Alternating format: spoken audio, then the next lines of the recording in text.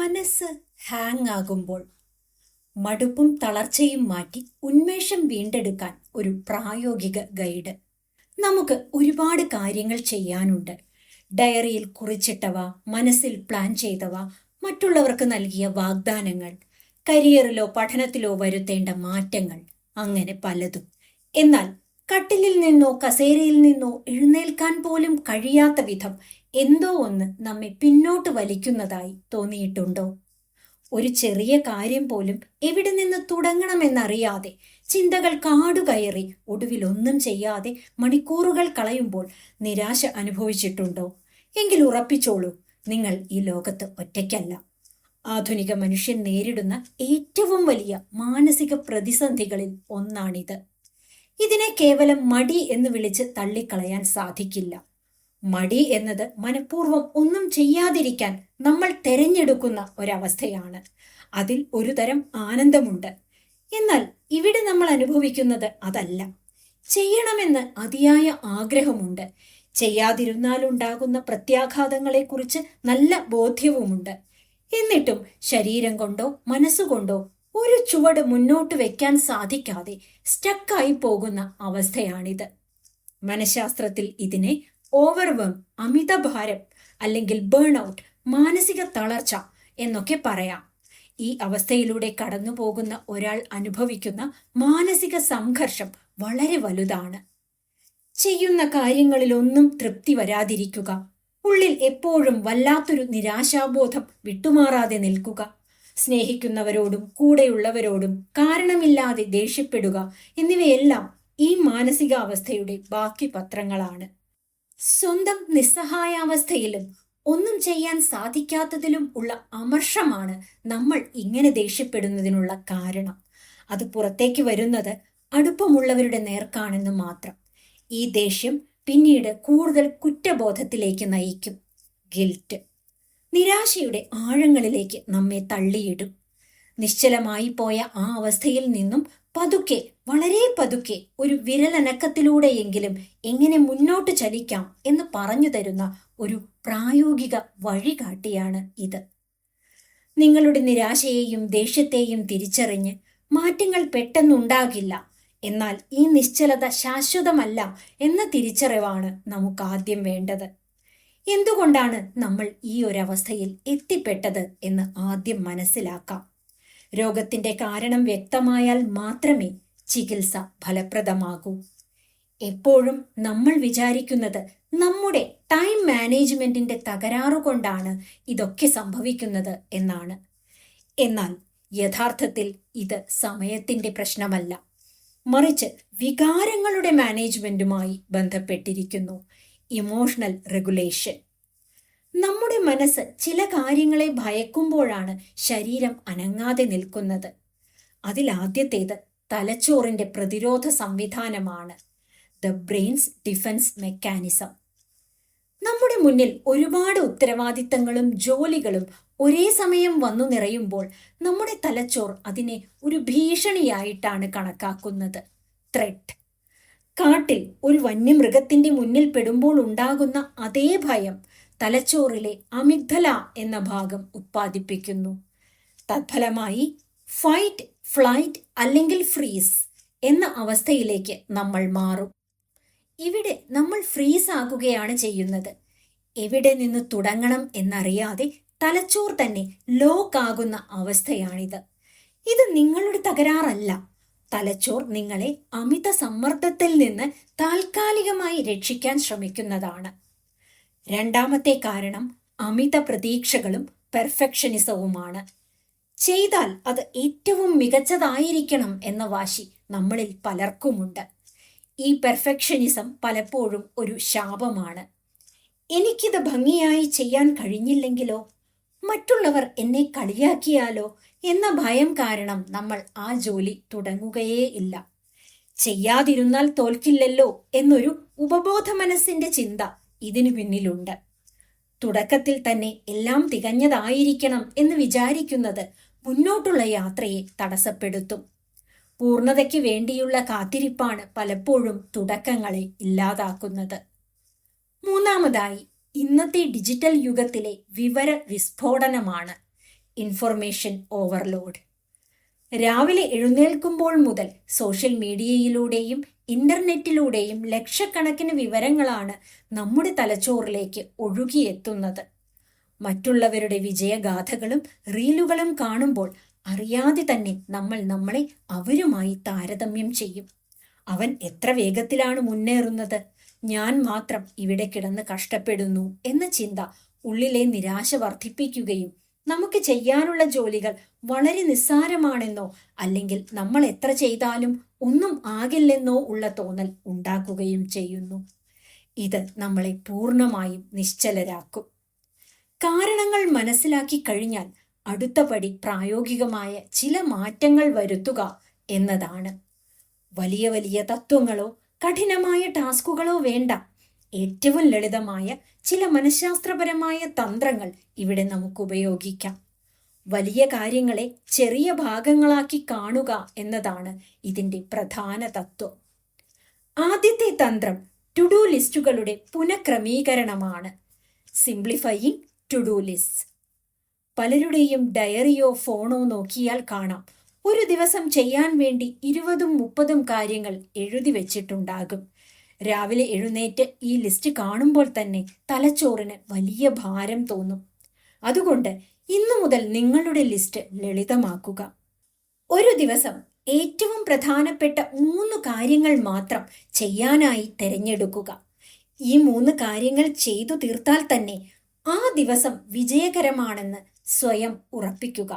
ബാക്കിയുള്ളവ അടുത്ത ദിവസങ്ങളിലേക്ക് മാറ്റിവെക്കാം. ലക്ഷ്യങ്ങൾ ചെറുതാകുമ്പോൾ തലച്ചോറിന്റെ ഭാരം കുറയുകയും അത് ചെയ്യാൻ മനസ്സ് തയ്യാറാകുകയും ചെയ്യും. രണ്ടാമത്തേത് ലോകപ്രശസ്തമായ 5 മിനിറ്റ് റൂളാണ്. ഒരു ജോലി ചെയ്യാൻ നിങ്ങൾക്ക് ഒട്ടും താല്പര്യമില്ലെങ്കിൽ സ്വയം ഒരു കരാറിലെത്തുക. ഞാൻ ഈ ജോലി വെറും 5 മിനിറ്റ് മാത്രം ചെയ്യും. 5 മിനിറ്റ് കഴിയുമ്പോൾ എനിക്ക് മടുപ്പ് തോന്നുകയാണെങ്കിൽ ഞാൻ ഉടനടി അത് നിർത്തും. ഒരു കാര്യം തുടങ്ങാനാണ് അതിന് ഏറ്റവും ബുദ്ധിമുട്ട്. എന്നാൽ ഒരിക്കൽ തുടങ്ങിയാൽ അത് പൂർത്തിയാക്കാനുള്ള ഒരു പ്രേരണ ഉള്ളിൽ തനിയേ ഉണ്ടാകും. കാര്യങ്ങളെ മൈക്രോ സ്റ്റെപ്പുകളാക്കുക. ഒരു വലിയ പ്രോജക്റ്റ് ചെയ്യുക എന്നത് കേൾക്കുമ്പോൾ തന്നെ ഭയം തോന്നും. അതിനു പകരം അതിനെ വളരെ ചെറിയ ഭാഗങ്ങളാക്കി മാറ്റുക. ഒരു മുറി മുഴുവൻ വൃത്തിയാക്കുക എന്നതിനു പകരം ഇന്ന് മേശപ്പുറത്തെ പുസ്തകങ്ങൾ മാത്രം ഒതുക്കി വെക്കുക എന്നാക്കി മാറ്റുക. വലിയൊരു ആർട്ടിക്കിൾ എഴുതുക എന്നതിനു പകരം ഇന്ന് വെറും 2 വരികൾ മാത്രം എഴുതുക എന്ന് തീരുമാനിക്കുക. വലിയ മലകളെ നോക്കി പേടിക്കുന്നതിനേക്കാൾ നല്ലത് മുന്നിലെ ചെറിയ കല്ലുകൾ മാറ്റി മാറ്റി നടന്നു പോവുകയാണ്. ചെറിയ വിജയങ്ങൾ തലച്ചോറിൽ ഡോപ്പമൈൻ ഉൽപ്പാദിപ്പിക്കുകയും ബാക്കി ഭാഗം ചെയ്യാനുള്ള ഊർജം നൽകുകയും ചെയ്യും. ഒരു വശത്ത് ജോലികൾ കുന്നുകൂടുമ്പോൾ മറുവശത്ത് നമ്മുടെ മനസ്സ് കലുഷിതമായി കൊണ്ടിരിക്കും. ചെയ്ത കാര്യങ്ങളിൽ ഒട്ടും തൃപ്തി തോന്നാതിരിക്കുകയും ചുറ്റുമുള്ളവരോട് വല്ലാത്ത ദേഷ്യം വരികയും ചെയ്യുന്നത് ഈ ഘട്ടത്തിലാണ്. ഇത് നിങ്ങളുടെ സ്വഭാവത്തിന്റെ കുഴപ്പമല്ല, മറിച്ച് നിങ്ങളുടെ ഉള്ളിലെ അസ്വസ്ഥത പുറത്തേക്ക് പ്രകടിപ്പിക്കുന്ന രീതിയാണ്. ഈ വികാരങ്ങളെ അടിച്ചമർത്തുകയല്ല, മറിച്ച് ശരിയായ രീതിയിൽ കൈകാര്യം ചെയ്യുകയാണ് വേണ്ടത്. ഇതിനുള്ള ആദ്യത്തെ വഴി ചെയ്ത കാര്യങ്ങളുടെ പട്ടിക തയ്യാറാക്കുക എന്നതാണ്. The done list. നിങ്ങൾ ചെയ്ത ചെറിയ കാര്യങ്ങൾ പോലും ഒരു ഡയറിയിൽ എഴുതി വെക്കുക. ഇന്ന് ഞാൻ കൃത്യസമയത്ത് എഴുന്നേറ്റു, 1 കപ്പ് ചായ കുടിച്ചു, ഒരാളോട് പുഞ്ചിരിച്ചു, ഒരു ഫോൺ കോൾ ചെയ്തു. ഇങ്ങനെ എന്തും എഴുതാം. നമ്മൾ ഒന്നും ചെയ്യുന്നില്ലെന്ന ചിന്ത മാറ്റി ഉള്ളിൽ ചെറിയൊരു ആത്മവിശ്വാസം നിറയ്ക്കാൻ ഇത് സഹായിക്കും. സ്വയം വിലയിരുത്തുമ്പോൾ നമ്മൾ തോറ്റുപോയിട്ടില്ല എന്ന ബോധ്യം നൽകും. രണ്ടാമതായി, ദേഷ്യം വരുമ്പോൾ സ്വീകരിക്കേണ്ട റെസ്പോണ്ട് രീതിയാണ്. ദേഷ്യം വരുമ്പോൾ പെട്ടെന്ന് പ്രതികരിക്കാതിരിക്കാൻ, റിയാക്ട് ചെയ്യാതിരിക്കാൻ ശ്രദ്ധിക്കുക. മനഃപൂർവ്വം ഒരു 10 സെക്കൻഡ് നിശബ്ദത പാലിക്കുകയോ നമ്മൾ നിൽക്കുന്ന സ്ഥലത്തു നിന്നും മാറി നിൽക്കുകയോ ചെയ്യുക. ആഴത്തിൽ ശ്വാസമെടുക്കുക. എൻ്റെ ദേഷ്യം ഈ വ്യക്തിയോടല്ല, എൻ്റെ അവസ്ഥയോടാണ് എന്ന് സ്വയം ഓർമ്മിപ്പിക്കുക. നിങ്ങളുടെ ദേഷ്യം എപ്പോഴും നിങ്ങളുടെ ഉള്ളിലെ അനാഥമായ സങ്കടങ്ങളുടെയും ഭയത്തിൻ്റെയും ആവരണമാണ്. അതിനെ തിരിച്ചറിയുമ്പോൾ തന്നെ ദേഷ്യം തനിയെ ശാന്തമാകും. ഇത് നിങ്ങളുടെ ബന്ധങ്ങളിൽ വിള്ളലുകൾ വീഴാതെ സംരക്ഷിക്കും. മൂന്നാമത്തെ പ്രധാന പ്രക്രിയയാണ് ബ്രെയിൻ ഡംപ് അഥവാ ചിന്തകളെ ഇറക്കി വയ്ക്കൽ. മനസ്സ് നിറയെ ചിന്തകൾ വരുമ്പോൾ ഒരു പേപ്പറും പേനയും എടുത്ത് മനസ്സിലുള്ളത് മുഴുവൻ എഴുതിയിടുക. അത് വ്യാകരണമോ ഭംഗിയുള്ള വരികളോ ആകണമെന്നില്ല.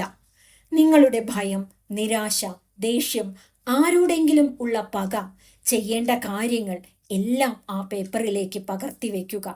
അതിനുശേഷം ആ പേപ്പർ കീറിക്കളയാം. മനസ്സ് ശാന്തമാക്കാൻ ഇതിലും ലളിതമായ മറ്റൊരു വഴിയില്ല. വികാരങ്ങൾ പേപ്പറിലേക്ക് മാറുമ്പോൾ മനസ്സ് കൂടുതൽ വ്യക്തതയുള്ളതായി മാറും. പെർഫെക്ഷനിസം എന്ന കെണി, ദ പെർഫെക്ഷനിസം ട്രാപ്പ്. ഞാൻ ഒരു പെർഫെക്ഷനിസ്റ്റാണ്, കാര്യങ്ങൾ കൃത്യതയോടെ ചെയ്യാനേ എനിക്ക് കഴിയൂ എന്ന് നമ്മൾ പലപ്പോഴും അഭിമാനത്തോടെ പറയാറുണ്ട്. എന്നാൽ മനഃശാസ്ത്രപരമായി നോക്കിയാൽ പലപ്പോഴും നമ്മെ ഒരു കാര്യവും ചെയ്യാൻ അനുവദിക്കാതെ കെട്ടിയിടുന്ന ഏറ്റവും വലിയ തടവറയാണ് ഈ പെർഫെക്ഷനിസം. അത് നമ്മെ മുന്നോട്ട് നയിക്കുകയല്ല, മറിച്ച് ഒരിടത്ത് തന്നെ തളച്ചിടുകയാണ് ചെയ്യുന്നത്. യഥാർത്ഥത്തിൽ പെർഫെക്ഷനിസത്തിന് പിന്നിൽ ഒളിഞ്ഞിരിക്കുന്നത് പരാജയപ്പെടുമോ എന്ന ഭയമാണ്, ഫിയർ ഓഫ് ഫെയിലിയർ. ഞാൻ ചെയ്താൽ അത് മോശമായി പോകുമോ, മറ്റുള്ളവർ എന്നെ വിലയിരുത്തുമോ എന്ന പേടിയാണ് നമ്മെക്കൊണ്ട് ജോലികൾ മാറ്റിവെപ്പിക്കുന്നത്. ഇതിന്റെ ഫലമായി ദിവസങ്ങളും മാസങ്ങളും കടന്നുപോകും. ആ ജോലി മാത്രം നടക്കില്ല.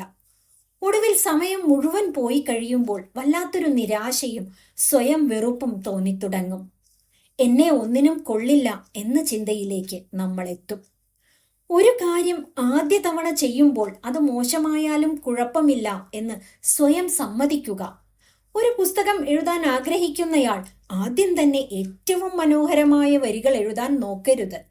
മനസ്സിൽ വരുന്ന ചിന്തകൾ തെറ്റുകളോടെയാണെങ്കിലും എഴുതി തീർക്കുക. ഒരിക്കൽ എഴുതി കഴിഞ്ഞാൽ പിന്നീട് ഭംഗിയാക്കാൻ എളുപ്പമാണ്. എന്നാൽ ഒന്നും എഴുതിയില്ലെങ്കിൽ തിരുത്താൻ പോലും ആകില്ല. നിങ്ങളുടെ ലക്ഷ്യം പൂർണ്ണത ആയിരിക്കരുത്, മറിച്ച് പുരോഗതിയായിരിക്കണം, പ്രോഗ്രസ്. ഇന്നലത്തേതിനേക്കാൾ 1% മുന്നോട്ടു പോകാൻ കഴിഞ്ഞോ എന്ന് മാത്രം നോക്കുക.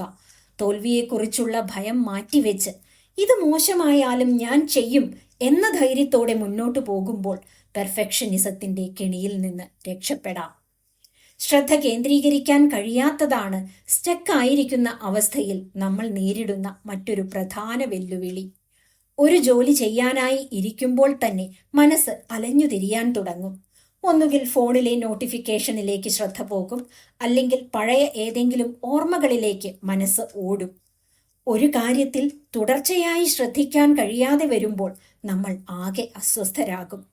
ഇവിടെയാണ് പൊമഡോറോ ടെക്നിക് എന്ന വിദ്യയുടെ പ്രസക്തി. ആദ്യം നിങ്ങൾ ചെയ്യാൻ ഉദ്ദേശിക്കുന്ന ഒരു കാര്യം നിശ്ചയിക്കുക. നിങ്ങളുടെ ഫോണിലോ ക്ലോക്കിലോ 25 മിനിറ്റിലേക്ക് ഒരു ടൈമർ വയ്ക്കുക. ആ 25 മിനിറ്റ് സമയം മറ്റൊന്നും ചിന്തിക്കാതെ ഫോൺ സൈലന്റ് മോഡിലാക്കി ആ ജോലിയിൽ മാത്രം ശ്രദ്ധിക്കുക. ഇതിനെ ഒരു പൊമഡോറോ എന്ന് വിളിക്കുന്നു. ടൈമർ അടിക്കുമ്പോൾ ജോലി നിർത്തി 5 മിനിറ്റ് വിശ്രമിക്കുക. ഈ സമയത്ത് എഴുന്നേറ്റ് നടക്കുകയോ വെള്ളം കുടിക്കുകയോ ചെയ്യാം. എന്നാൽ സോഷ്യൽ മീഡിയ നോക്കരുത്. ഈ പ്രക്രിയ 4 തവണ ആവർത്തിക്കുക. 4 പൊമോഡോറോ. അതിനുശേഷം 15 മുതൽ 30 മിനിറ്റ് വരെ നീളമുള്ള ഒരു വലിയ ബ്രേക്ക് എടുക്കാം. ഡിജിറ്റൽ യുഗത്തിലെ താരതമ്യങ്ങളും നിരാശയും. നമ്മൾ ഇന്ന് ജീവിക്കുന്നത് ഡിജിറ്റൽ ലോകത്താണ്. രാവിലെ കണ്ണു തുറക്കുന്നത് മുതൽ രാത്രി ഉറങ്ങുന്നതുവരെ നമ്മുടെ കൈകളിൽ സ്മാർട്ട് ഫോണുകളുണ്ട്. ഈ സാങ്കേതിക വിദ്യ പല കാര്യങ്ങളും എളുപ്പമാക്കിയെങ്കിലും നമ്മുടെ മാനസിക സമാധാനം കെടുത്തുന്നതിൽ ഇതിന് വലിയൊരു പങ്കുണ്ട്. പ്രത്യേകിച്ച് ഒന്നും ചെയ്യാൻ കഴിയാതെ നമ്മൾ വിഷമിച്ചിരിക്കുന്ന അവസ്ഥയിൽ സോഷ്യൽ മീഡിയയുടെ ഉപയോഗം നമ്മുടെ നിരാശ ഇരട്ടിയാക്കുകയേ ഉള്ളൂ. സോഷ്യൽ മീഡിയയിൽ നമ്മൾ കാണുന്നത് എന്താണ്? മറ്റുള്ളവരുടെ ജീവിതത്തിലെ ഏറ്റവും മികച്ച നിമിഷങ്ങളാണ്. Highlight reels. ആരെങ്കിലും ഒരാൾ പുതിയ കാർ വാങ്ങിയത്, മറ്റൊരാളുടെ യാത്രകൾ, കരിയറിലെ പ്രമോഷനുകൾ, മനോഹരമായ കുടുംബ ചിത്രങ്ങൾ. ഇതൊക്കെ കാണുമ്പോൾ നമ്മുടെ ഉപബോധ മനസ്സ് അറിയാതെ തന്നെ ഒരു താരതമ്യം നടത്തും. അവരൊക്കെ എത്ര സന്തോഷമായി ജീവിക്കുന്നു, എത്രയൊക്കെ നേടുന്നു, ഞാൻ മാത്രം ഒരു കാര്യവുമില്ലാതെ ഇങ്ങനെ ജീവിക്കുന്നു എന്ന ചിന്ത ശക്തമാകും. സോഷ്യൽ മീഡിയയിൽ കാണുന്നതൊന്നും പൂർണ്ണമായ ജീവിതമല്ല.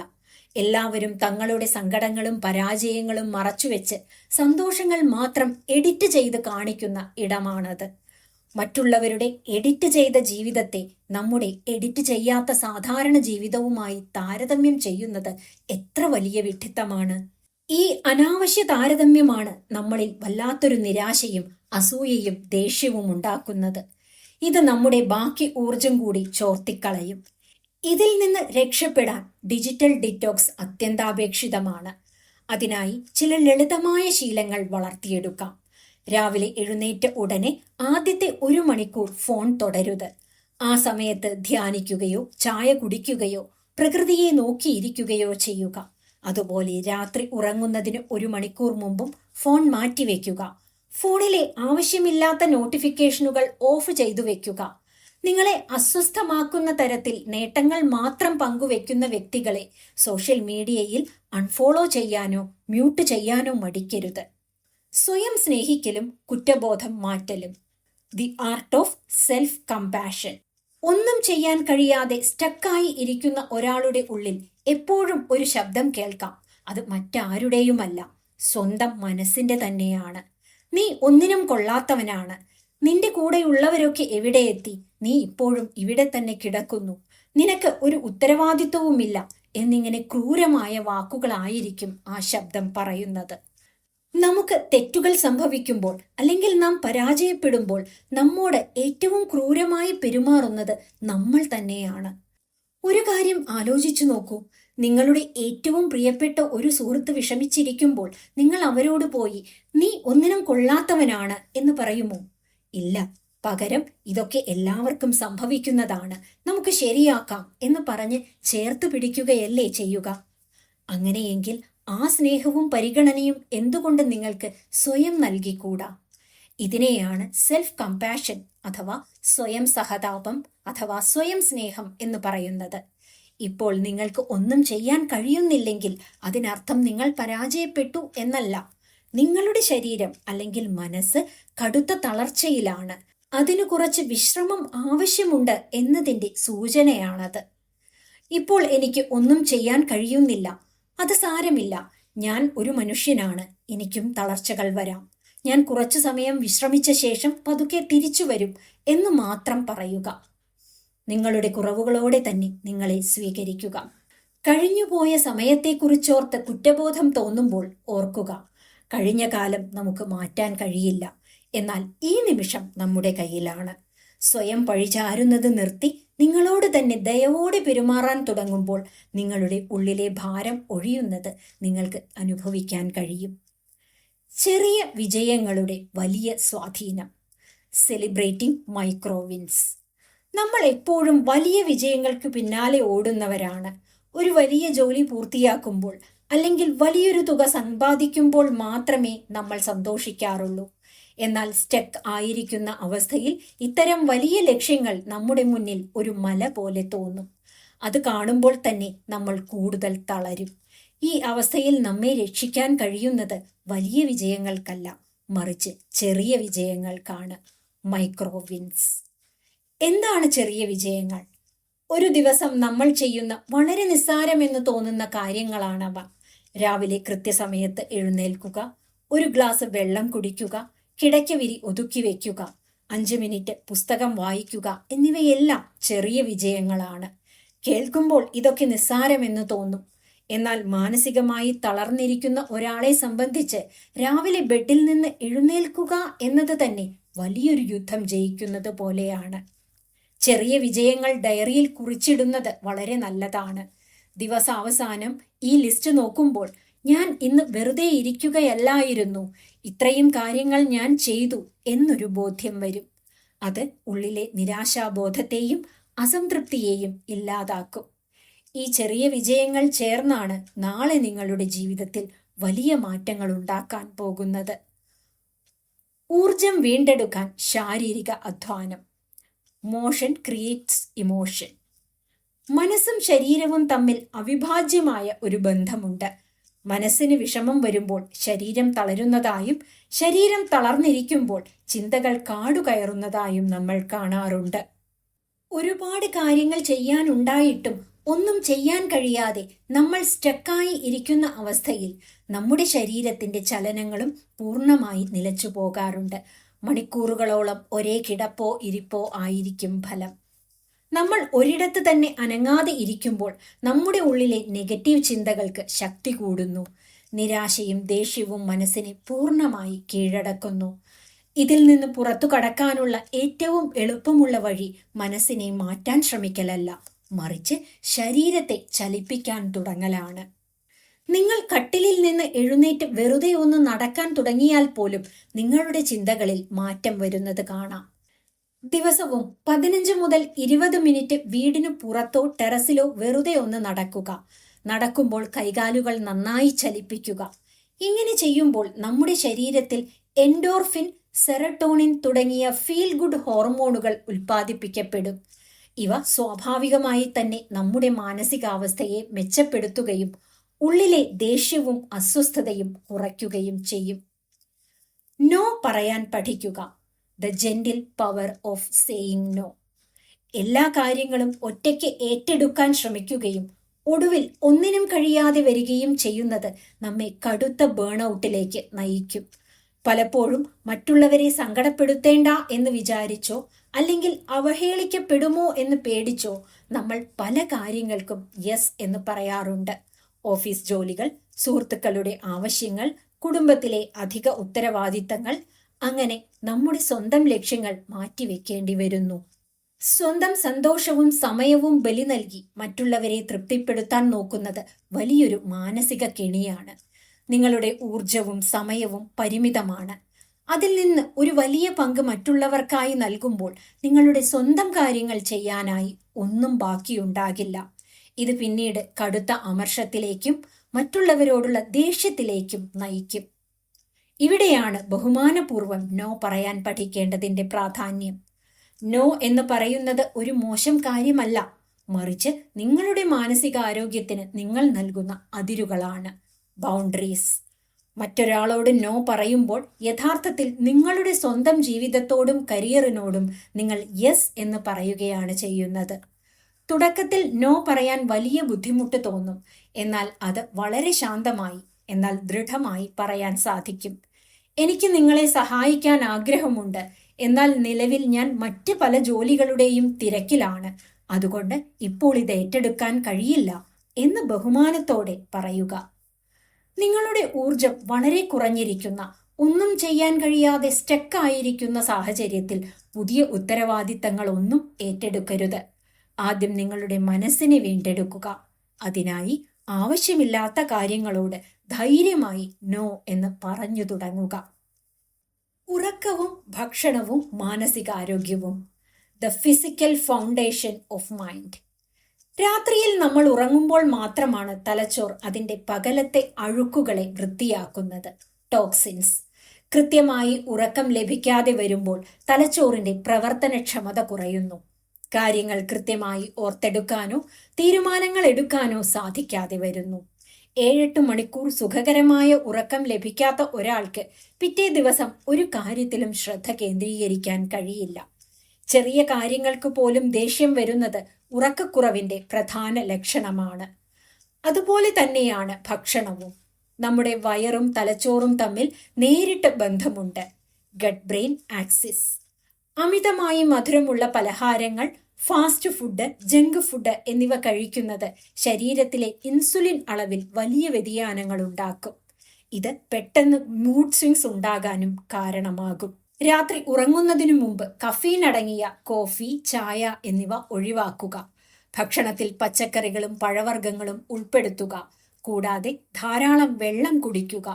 ശരീരത്തിൽ വെള്ളത്തിന്റെ അളവ് കുറയുമ്പോൾ തളർച്ചയും തലവേദനയും അനുഭവപ്പെടാം. ഇത് നിങ്ങളെ കൂടുതൽ നിസ്സംഗരാക്കും. നിങ്ങളുടെ മാനസികാവസ്ഥ മോശമാകുമ്പോൾ സ്വയം ചോദിക്കുക, ഞാൻ ഇന്ന് നന്നായി ഉറങ്ങിയോ? ഞാൻ കൃത്യസമയത്ത് ആഹാരം കഴിച്ചോ? ആവശ്യത്തിന് വെള്ളം കുടിച്ചോ? ഈ അടിസ്ഥാന കാര്യങ്ങൾ ശരിയാക്കുമ്പോൾ തന്നെ പകുതി മാനസിക സമ്മർദ്ദവും ഇല്ലാതാകുന്നതായി കാണാം. The courage to ask for help. നമ്മുടെ സമൂഹത്തിൽ വളർന്നു വരുന്ന ഒരു തെറ്റായ ചിന്താഗതിയുണ്ട്. എല്ലാ പ്രശ്നങ്ങളും നമ്മൾ തനിയെ പരിഹരിക്കണം. മറ്റുള്ളവരോട് സഹായം ചോദിക്കുന്നത് ഒരു ബലഹീനതയാണ് എന്ന്. ഇങ്ങനെ ചിന്തിക്കുന്നവർ ആരോടും ഒന്നും പറയാതെ ഉള്ളിൽ വലിഞ്ഞു മുറുകി ഒടുവിൽ അവർ പൂർണ്ണമായി തകർന്നു പോവുകയാണ് ചെയ്യുന്നത്.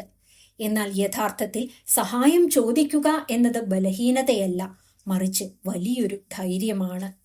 ഇപ്പോഴത്തെ അവസ്ഥയിൽ എനിക്ക് കാര്യങ്ങൾ തനിയെ കൈകാര്യം ചെയ്യാൻ കഴിയുന്നില്ല, എനിക്ക് നിങ്ങളുടെ പിന്തുണ വേണം എന്ന് തുറന്നു പറയാൻ ഒരു വലിയ ആത്മവിശ്വാസം വേണം. നിങ്ങൾ സ്റ്റക്ക് ആയിരിക്കുന്ന അവസ്ഥയിൽ എല്ലാ കാര്യങ്ങളും തനിയെ ചെയ്യാൻ വാശി പിടിക്കരുത്. അത് നിങ്ങളുടെ ഭാരം കൂട്ടുകയേ ഉള്ളൂ. ആദ്യം നിങ്ങളുടെ കുടുംബത്തോടോ വിശ്വസ്തനായ ഒരു സുഹൃത്തിനോടോ സംസാരിക്കുക. നിങ്ങളുടെ മനസ്സിലെ നിരാശയും ദേഷ്യവും അവരുമായി പങ്കുവയ്ക്കുക. പലപ്പോഴും നമ്മുടെ പ്രശ്നങ്ങൾക്ക് അവർ പരിഹാരം തരണമെന്നില്ല. നമ്മൾ പറയുന്നത് സഹിഷ്ണുതയോടെ കേട്ടിരിക്കാൻ ഒരാളുണ്ടാകുക എന്നത് തന്നെ വലിയൊരാശ്വാസമാണ്.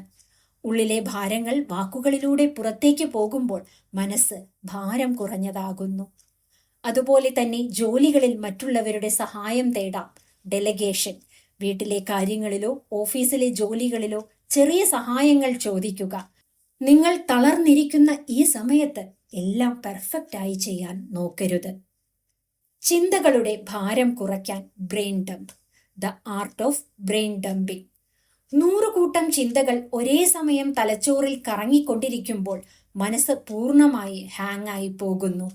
ഈ അവസ്ഥയിൽ നിന്ന് രക്ഷപ്പെടാൻ മനഃശാസ്ത്രജ്ഞർ നിർദ്ദേശിക്കുന്ന ഏറ്റവും ലളിതവും ഫലപ്രദവുമായ ഒരു വിദ്യയാണ് ബ്രെയിൻ ഡംപ്.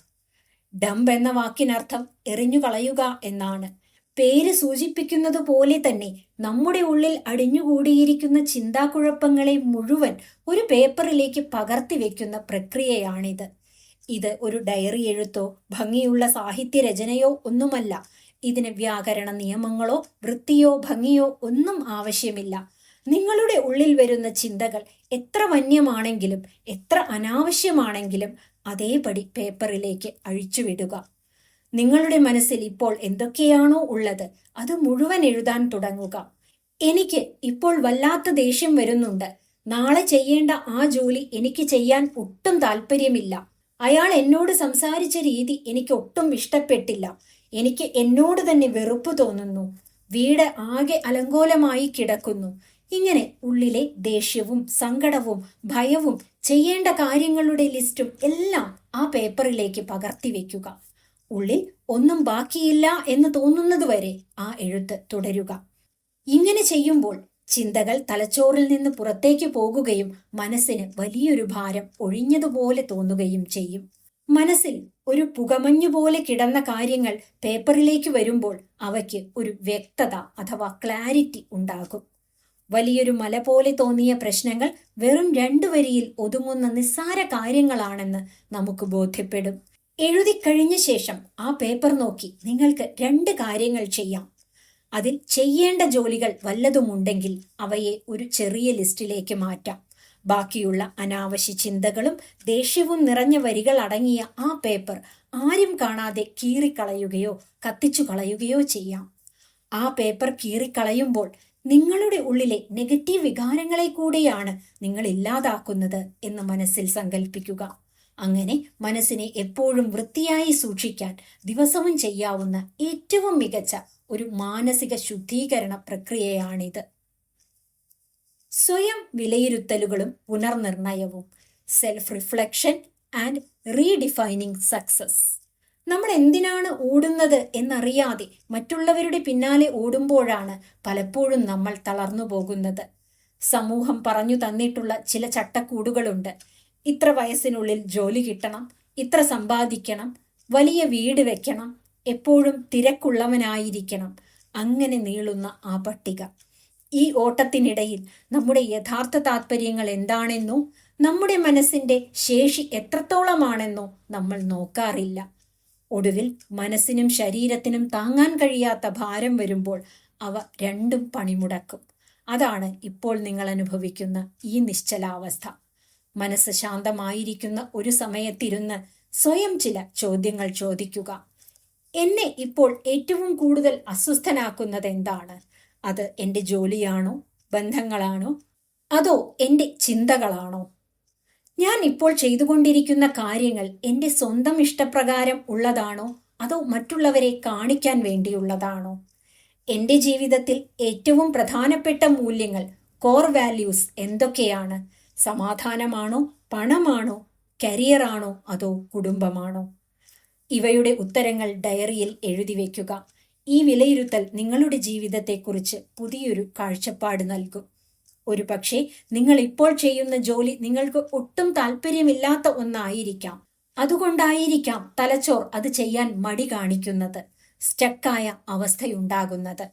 അങ്ങനെയാണെങ്കിൽ പെട്ടെന്ന് ജോലി രാജിവെക്കണം എന്നല്ല അതിനർത്ഥം.